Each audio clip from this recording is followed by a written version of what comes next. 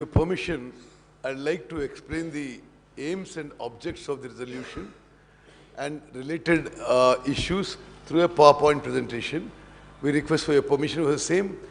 Sir, very briefly, I'll try to cover certain issues regarding Krishna River projects and issues related to that, because ఈ గత 3-4 వారాల నుంచి తెలంగాణ రైతాంగానికి తెలంగాణ ప్రజానీకానికి కొంత అపోహలు అనుమానాలు ఉండే విధంగా కొందరు పెద్ద మనుషులు మాట్లాడుతున్నారు. ఈ విషయాలన్నీ నివృత్తి చేయడానికి and to state the facts on record, I am giving this PowerPoint presentation only to submit certain facts, figures and chronology of events. Next.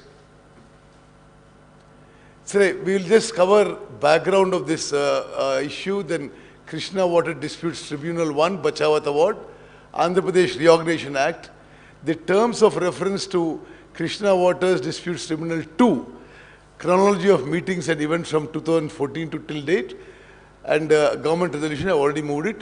Next. సరే, మీ అందరికీ తెలిసినట్టుగా భారతదేశంలో గంగా నది, గోదావరి తర్వాత కృష్ణా నది is the third longest river. ఈ నది మహారాష్ట్రలో మహాబలేశ్వర్ అనే ప్రాంతంలో మరి అక్కడి నుంచి స్టార్ట్ అయ్యి 1400 కిలోమీటర్లు it passes through Maharashtra, Karnataka, Telangana and Andhra Pradesh before it joins Bay of Bengal. River has 13 major tributaries and principal tributaries, including Ghataprabha River, Malaprabha River, Bhima River, Tungabhadra River and Musi River.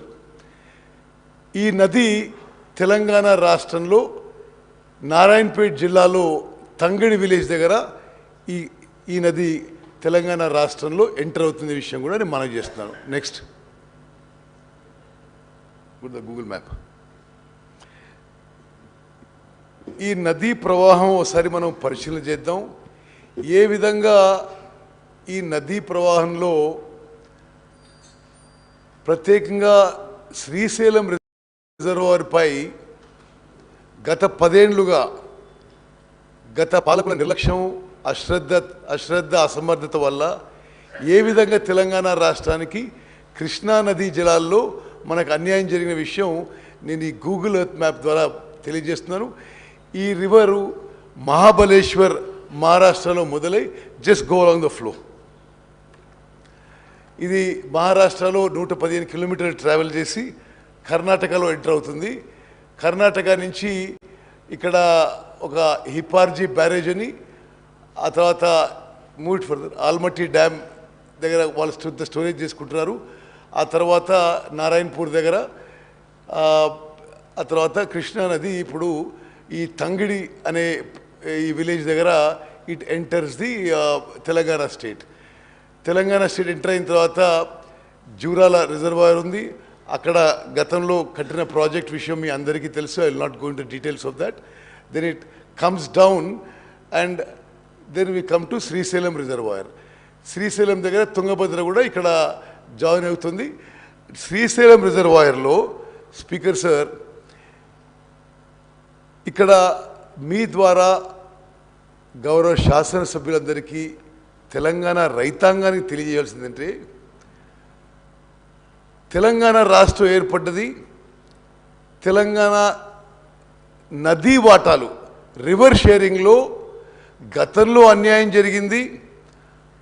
అందుకోసమే ఆనాటి యూపీఏ ప్రభుత్వం తెలంగాణ రాష్ట్రం విషయం పార్లమెంట్లో ఆమోదించి తెలంగాణ రాష్ట్రం ఏర్పాటు చేసింది. తెలంగాణ రాష్ట్రం వచ్చిన తర్వాత నదీ జలాల విషయంలో తెలంగాణకి న్యాయం జరుగుతుందని చెప్పి అందరూ ఆశించారు. తెలంగాణ రాష్ట్రం ఏర్పడిన తర్వాత ఆనాటి టీఆర్ఎస్, ఈనాటి బీఆర్ఎస్ ప్రభుత్వం అధికారంలోకి వచ్చింది. ఈ 10 ఏళ్లలో గతానికంటే ఎక్కువ తెలంగాణ రాష్ట్రానికి కృష్ణా నదీ జలాల్లో అన్యాయం జరిగిన విషయం నేను ఫ్యాక్ట్స్ అండ్ ఫిగర్స్ మ్యాప్ ద్వారా మీ అందరికీ కూడా శాసనసభకి తెలంగాణ ప్రజానీకాన్ని తెలియదలుచుకున్నారు. ఇప్పుడు మనం పోతిరెడ్డిపాడు హెడ్ రెగ్యులేటర్ని చూద్దాం. పోతిరెడ్డిపాడు హెడ్ రెగ్యులేటర్ మొదట సామర్థ్యం 11,150 క్యూసెక్ల సామర్థ్యంతో అది ఫస్ట్ టైం ఆ హెడ్ రెగ్యులేటర్ క్రియేట్ చేయబడింది. అది 1983లో ఎన్టీ రామారావు గారు ముఖ్యమంత్రి ఉన్నప్పుడు.